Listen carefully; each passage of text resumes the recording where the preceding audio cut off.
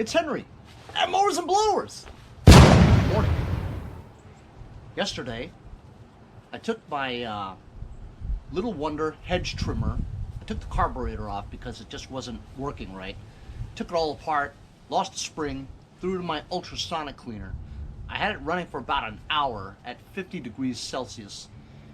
Shut off. This morning I came out. I'm gonna dump that old solvent that I used, which is 50-50 water and purple power. I've used it a few rounds already, so it's about time I dump it. So I've got a couple of oil spots here, right? And this is pretty strong stuff. So I want to just pour the excess over here, get a broom, kind of agitate it, try to get some of that stuff off. In the meantime, I've got my carburetor inside.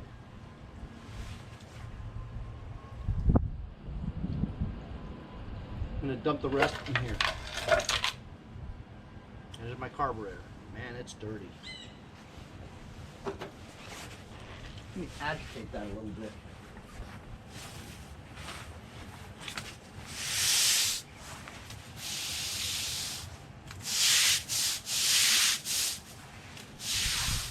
Instead of wasting the solvent, might as well use it.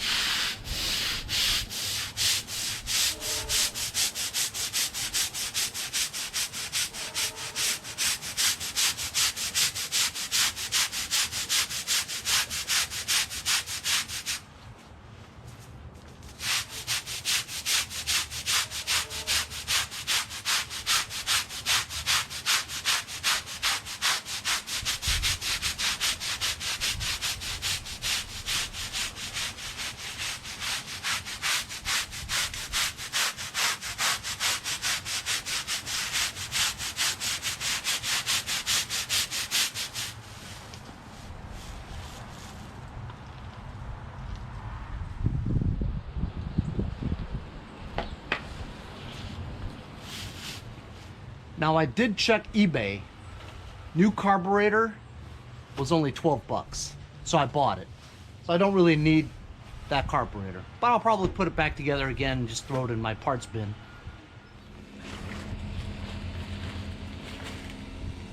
Would you look at this? It actually came out worse than when I put it in. It's almost dirtier. That's disappointing.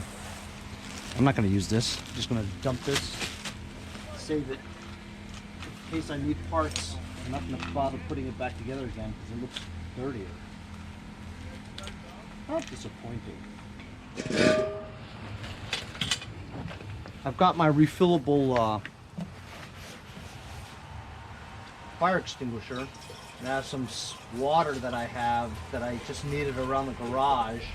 Just going to dump this water into here, pressurize it, and shoot some of this water over the driveway just to dilute it a little bit, you know, so that the dirty stuff in that dirty water doesn't stay in there and rot, you know. Kind of spread it around the driveway, and then we're getting rain tomorrow, so it'll just wash it away. I know there's a lot of work just to get the driveway a little dirty, but I didn't want to waste all that purple power. Might as well use it and clean the driveway a little bit, you know what I mean? Not to mention I have to get rid of this water from this jug anyway from the garage because it'll freeze as winter nears.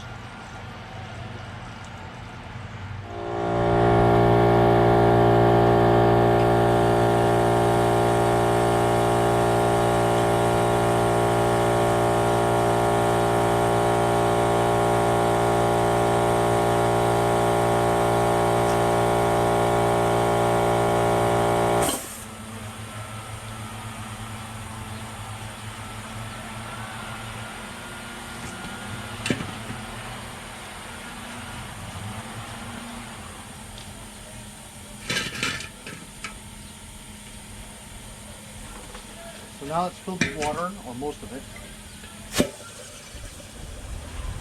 Just pump this up until the needle goes to the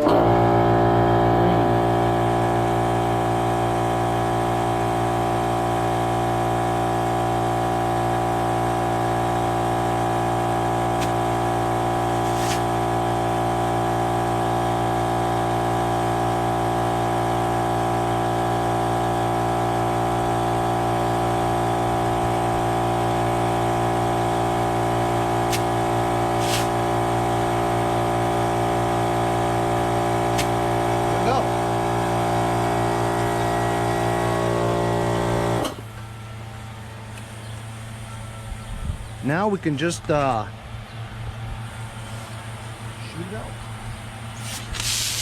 Ooh, strong.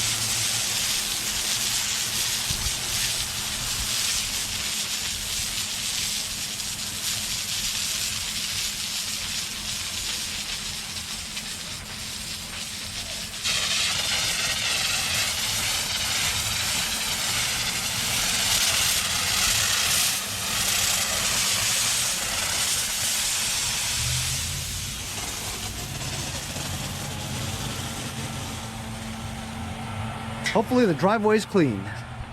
Today we're going to work on this Toro 826 snowblower that I got for free from my friend Mike over at Mike's Lawn Service, Babylon.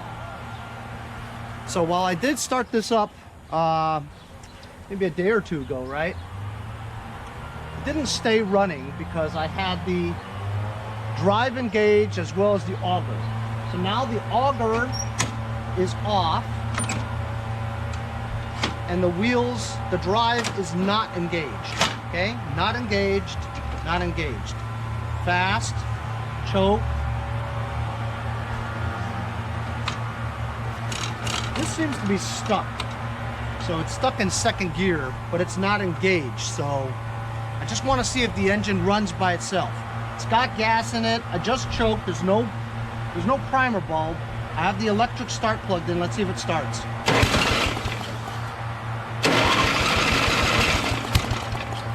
Let's take it off of choke. Halfway.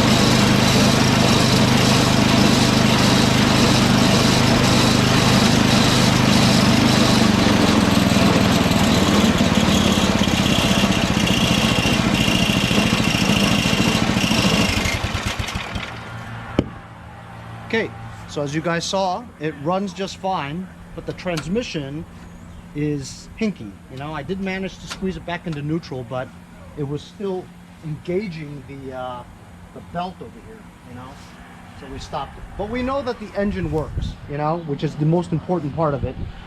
It seems to run just fine, you know. I'm gonna go get the other Craftsman 827 snowblower without the engine and just compare pulleys and see if it will be a direct swap. So here we go.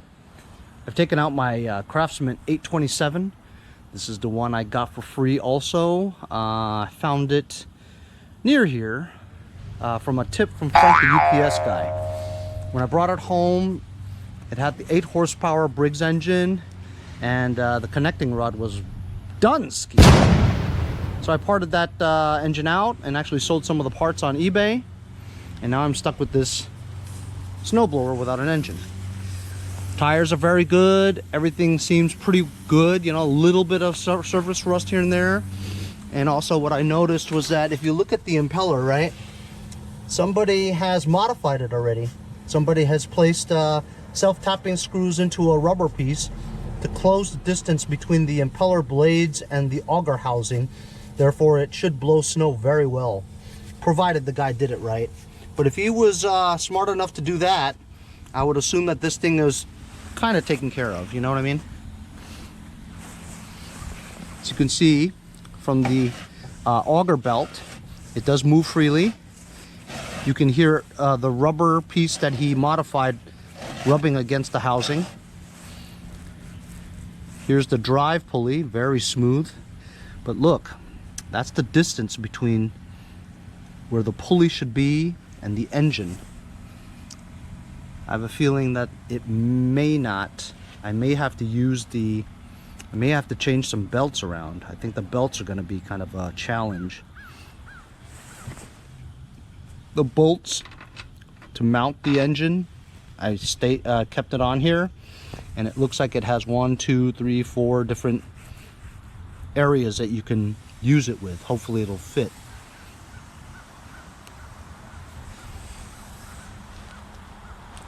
As you can see, this is a single shaft pulley system on a double stack, right? Which was exactly what kind of engine this one was. So I have the pulley, the original one for this engine, and this pulley is made for those belts. I'm gonna take this pulley out of my bag here and compare it with that one, just so we can get an idea of how the swapperoo is gonna go.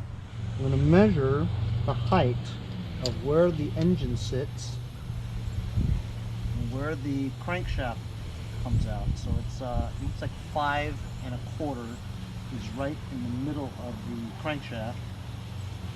5 1/4.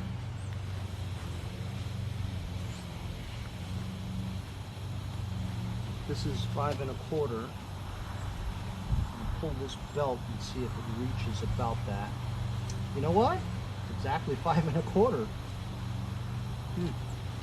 That's interesting. Yeah, just preliminarily, it looks like it'll fit, you know? Now, whether or not this crankshaft will fit, though, let's see. Let's get this thing in there. Can't see, Henry. I might have to remove this.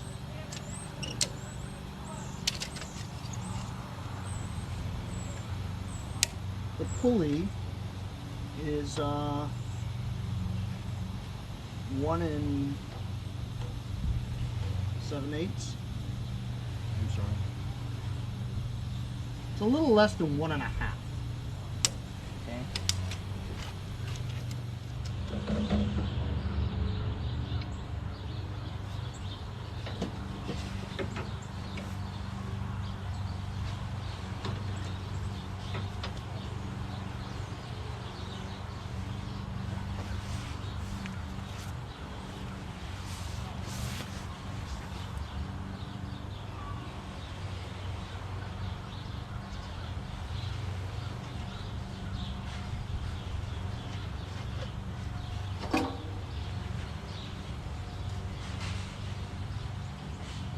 I think this pulley is a fixed pulley. It doesn't move. The one down here, it's an idler.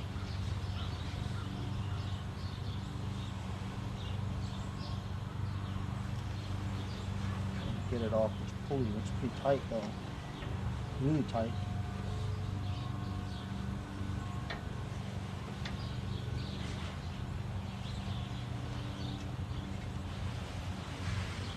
This belt only has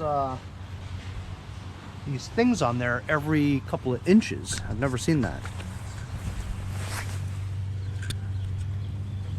See that? It has these things only every other couple of inches. I've never seen that. Strange. Anyway, look. This has this hole here. I'm gonna get a hex key and see if I can loosen that. Actually, what I'm gonna do is I'm just gonna unmount the engine, and then I could just pivot it down, give it some slack, and the belt should come off. Looks like I might have to get my hands underneath somehow because the bolt is moving along with this bolt. See what I'm saying? So I might have to take this into the service position, drop the plate on the bottom here. That's a pain.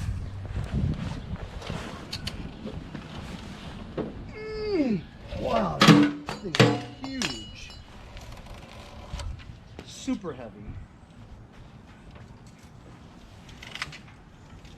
Wow.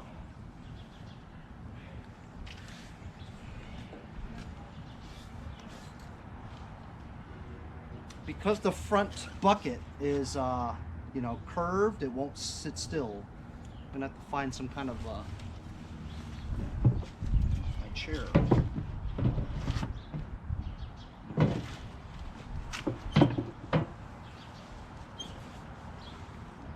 Okay. Sorta. Kinda. I have to take this plate off. Looks like 3/8. Yep.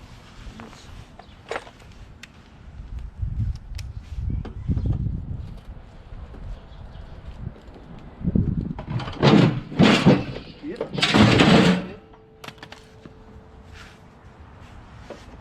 That wasn't safe.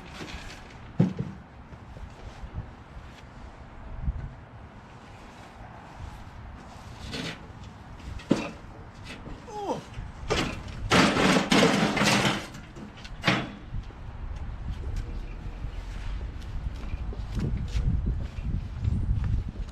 It's okay. Nobody got hurt. Yet. I'm gonna have to find another way to keep that upright. Let's try this again. I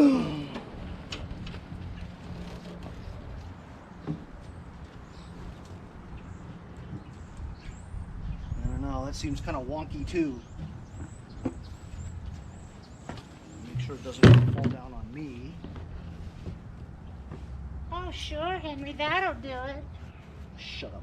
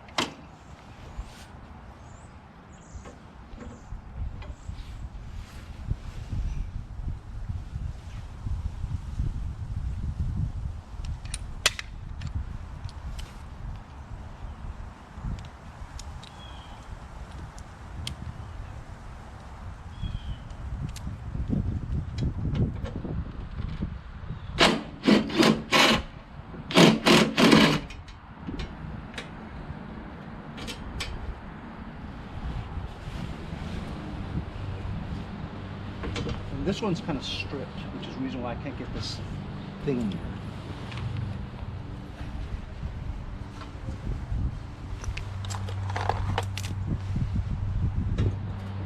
Can't strip it, Henry. I'll just get another 3/8 bolt.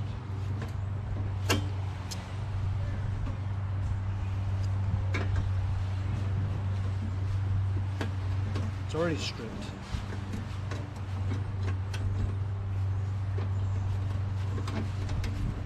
So with snowblower engines, they're just mounted on the top and the belts are holding it. There's nothing else that holds it on. There's no wiring harness or anything you got to worry about. Engine just comes right off. Pretty easy to remove actually, provided you don't have to do this. You know? I sure hope this works. I mean, all preliminary measurements show that it should work. But I know I'm gonna have problems with the belts. Let me show you what I got over here. That's what it looks like on the inside. I'm moving the transmission shifter right now. See how this works?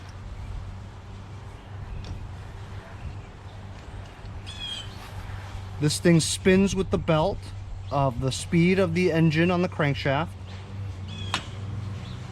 This wheel, I guess it's a friction disc, moves along with it, right?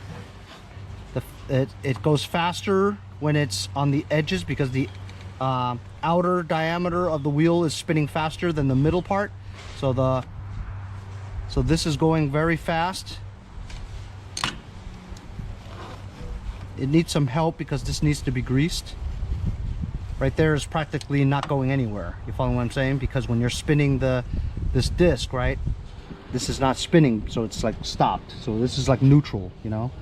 And then reverse is around here. You don't want to go that fast on reverse, you know. So that's how it works. And the reason why it was stuck in one area was because it's hard to slide this, because you need grease here, you know. Just for fun.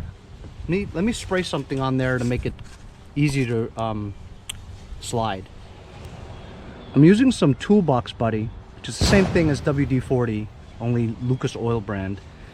You're supposed to use grease or spray grease on there, but we're probably not going to use this. I mean, I don't know yet, you know what I mean? So I'm just going to spray a little bit on here. Yes, you're not supposed to get it on this friction disc either, but like I said, I don't want what I'm doing with these this transmission. It'd be a shame to chuck it, for sure. But look at that. Look how smooth that is now. That's awesome. So all you need is a little grease, you know. But everything else seems to be pretty good. Man, it almost feels like I want to fix up this machine, you know what I'm saying? Well, you can't keep everything, you know what I mean? Anyway, so I have to try to track down the bolts under here that are holding the machine onto it. Man, it looks really difficult to get your hands in there to grip onto the bolt to take it off. Really tough.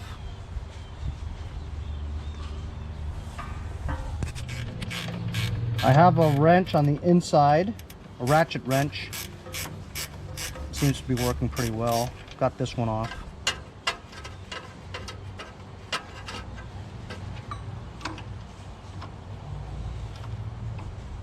Don't drop it, Henry.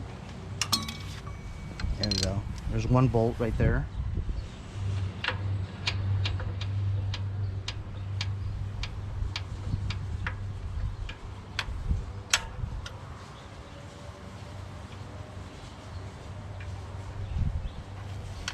Okay, this bolt won't come off because a cross member is holding it up. So we'll just lift the third bolt is out. I don't know why it's so greasy. Now work on the last one, and this one looks more difficult because it's got like this special bolt on here that this last bolt's going to be difficult because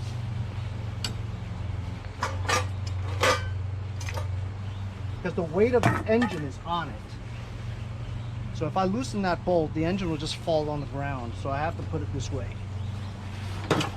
I have to crawl on the floor, get my hand in there to get that bolt out. This one is such a pain. I can't tell you how much of a pain it is. It's on like 3 threads, 2 threads. Oh, I think I got it. Come on, come on. Oh.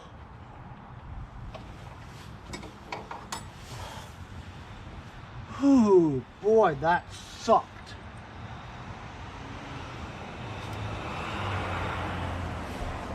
All right. Now that the engine should be free completely, right?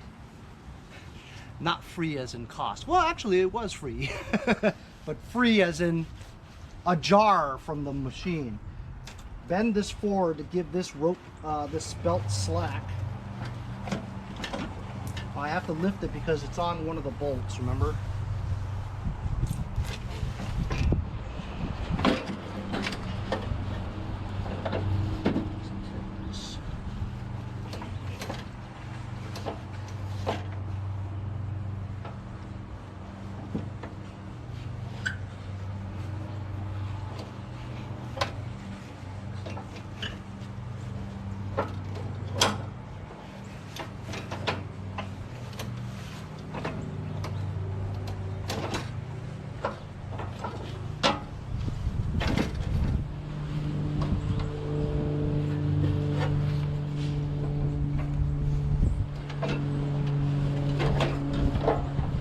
Here we go.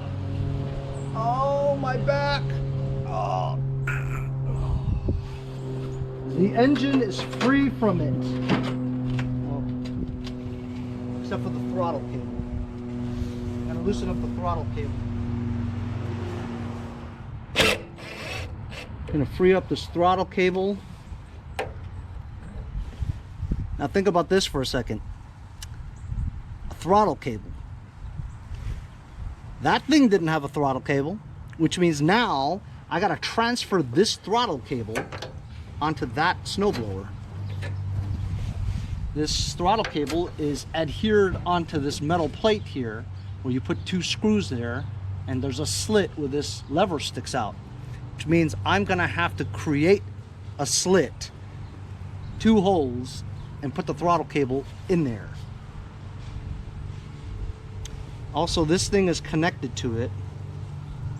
This was probably a kill switch relay, you know, and it's been cut, and it works after it's been cut, see? So I think we just take this off altogether. We don't need it because it doesn't work. We don't need it.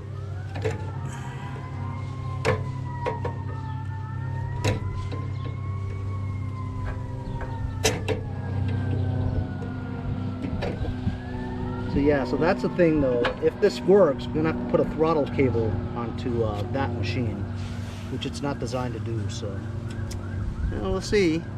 Hey, look, I got really no choices. I got an 8 horsepower engine. I'm lucky enough to get that. You know what I mean?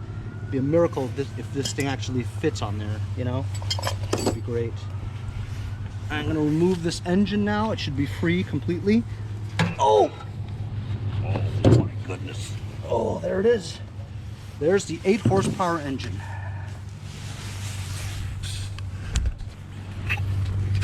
It's nice. Runs good. The oldies are really good, you know? And this is an oldie. Especially with that starter there too. So this is what it looks like.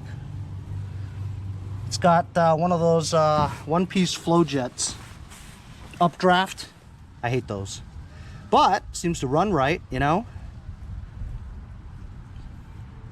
Magnetron. My friend 5-Speed Ash tells me this electric start is very expensive. It almost looks like there should be some kind of rubber thingamajig over this, doesn't it? You know, to protect the inner part of the switch from moisture. Maybe I'll find some kind of rubber thingamajig to put over here so it protects it against the weather.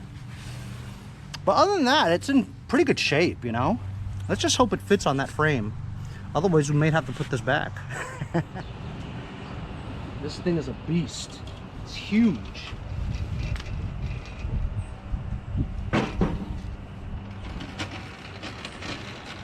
And also the wheels on that one, when you like turn it like this, right?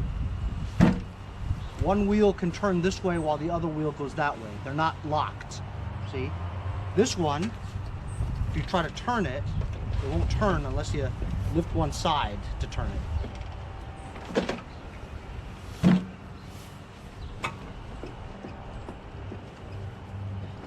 I think one side may need more air than the other. Yep, this one's like flat. This one's full. Makes sense. So the bolts on this machine have these little black washer grippy things, which help hold the bolt up and not for it to drop just down the hole, you know? So that's cool. It looks like it's kind of spaced correctly. So I'm just gonna drop it on there. Get the camera out of my way. And let's see if this will just drop on.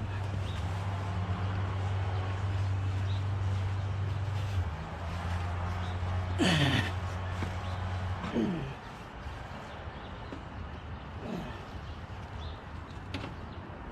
gonna be difficult to line them up, you know. Just gonna put it there and see if it lines up. So guess what? Would it be so easy for me to just do a swap and that's it, right? Of course not. It doesn't fit. You know why it doesn't fit? Because this engine, width-wise, hole to hole, is 7 3/4 of an inch wide. This is like 5 and a half. So the holes that are in this frame are too narrow. This one are wider.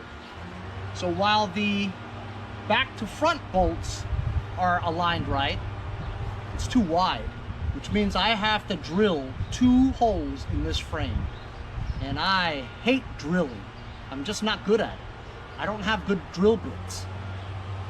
Although my buddy Samuel Sandoval over at Red Oaks Mowers did just buy me a new drill. But I do need to get some drill bits. I'm gonna have to take this engine off again, measure many times, drill once. I swear, it can never be easy for me. Oh, it can never be easy. Oh.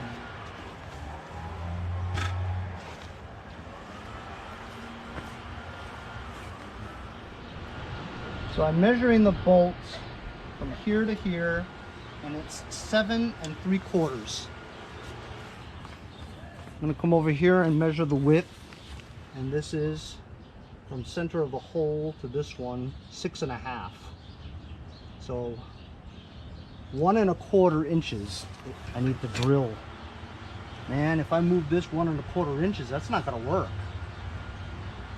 I might have to drill 4. Man, oh man. That's gonna be tough. I gotta sit down and really think about this, whether or not it's even worth doing, you know? Maybe I'll just put that engine back on the Toro again and fix that, you know? I don't know. I gotta think about it, fellas.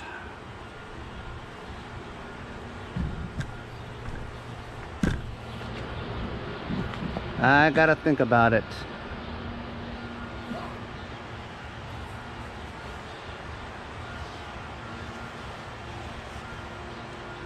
I just don't think it's worth it to do all that to get it on there. I don't think it'll work because the body of this one's too narrow. So I've been sitting here for a while, just trying to figure out my options, you know. And I was looking at this top plate here. So even if I did drill a hole here and here, right, for the engine to fit, the pulley won't be centered.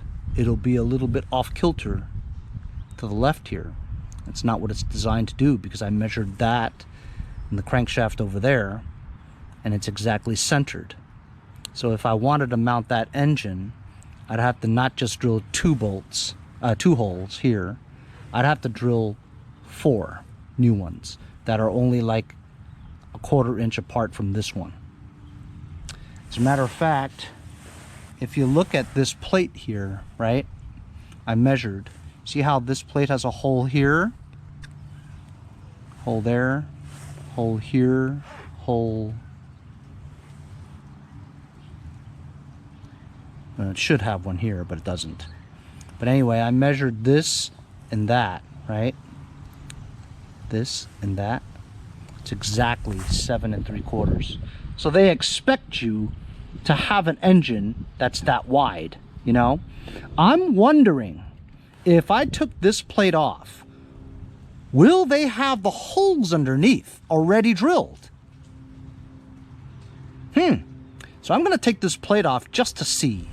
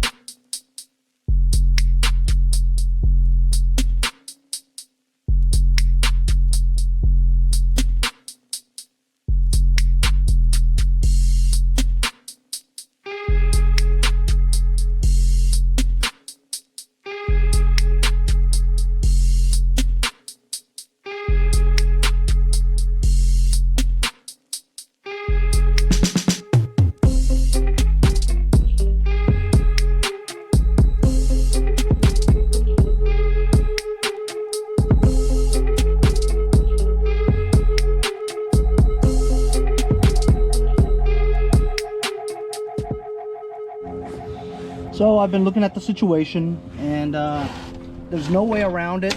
There's no way I can mount it, because even after I took off the plate, there is no existing holes that's wide enough. There are like 4 holes on each side, so a total of 8 different holes that you can mount them. But they expect that you mount them with one that's the same width. So no matter what, I think if I want to mount this engine, right, I got to do a lot of things. I got to drill 4 new holes that will match up with this engine's hole pattern, right? Second of all, I got to remove this pulley for sure. Why? Because this pulley, the existing pulley for this, which is matched up with the way the belts are, with the tensioner pulley, with the auger and the drive pulleys, right? It's only so much clearance in between the two, right? As you can see here, this pulley is almost a full inch, protrudes a full inch forward. This pulley has both the both belts closer together. This one's much wider. See what I'm saying? So even if I use that existing pulley and change the length of the belts here, right, this one would be pulled closer to that one and wouldn't even match up with this tensioner, because this would be in like that and the belt would slip off every time, you know? So that's what has to happen. That's what has to happen, is that 4 holes need to be re-drilled, and this pulley has to come off. This pulley is adhered on here with 2 hex nuts that are inside, and I've sprayed some penetrating oil from my friends over at Lucas Oil Products, and it's not budging at all. So I might have to heat them up or something, or let it sit for a bit. And then even if I did get this off, right, the only way to put this on is with a bolt. That's what held this on, right, inside here. I don't even know if this thing has threads. I'm gonna go check it out. So the good news is that there is a thread in here, and I found a 5/8 bolt that will go in here. See? So all I need to do is take this pulley off. This pulley should go on there. Oh man, actually it looks like it's too thick. I don't think it'll go on there after all. Can you believe that? Yeah, it looks like it's too wide. This crankshaft is too wide for this, so it's not gonna work. This is not gonna work. I might have to put this engine back on that thing again. Can you believe that? Oh my God. After all that. Well, you know what? Now we know. So I think I'm gonna put this engine back on there again. Or should I think about it a little bit? It is a lot of work, right? I gotta drill 4 new holes, right? Remove this. You know what? The pulley doesn't fit on here anyway, so how can you make it work? You can't. It won't work. Let me think a bit. So I've thought about it and I thought about it, and I just think that it's too much work, you know?